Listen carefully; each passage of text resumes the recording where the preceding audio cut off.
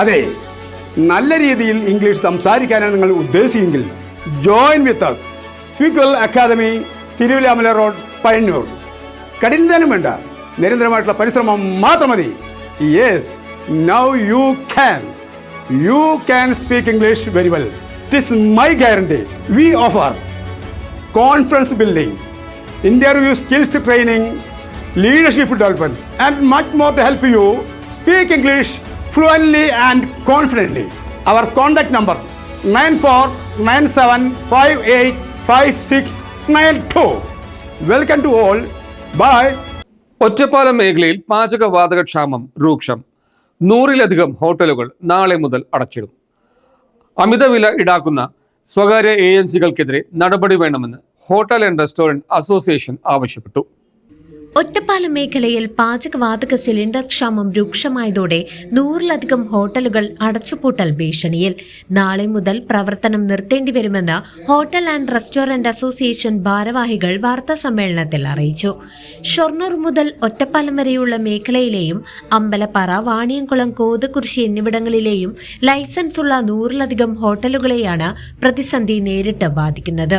ഇന്നുകൂടി പ്രവർത്തിക്കാനുള്ള ഇന്ധനം മാത്രമേ പക്കലുള്ളൂവെന്നും ഇതോടെ ആയിരക്കണക്കിന് കുടുംബങ്ങളുടെ ഉപജീവനമാർഗം പ്രതിസന്ധിയിലാകുമെന്നും വ്യാപാരികൾ ചൂണ്ടിക്കാട്ടി.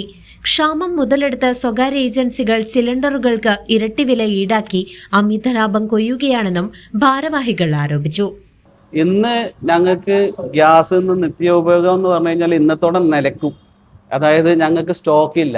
ഞങ്ങൾ ഓരോ സ്ഥാപനങ്ങളിലും 1-2 സിലിണ്ടർ എക്സ്ട്രാ ഉണ്ടാവാറുള്ളൂ.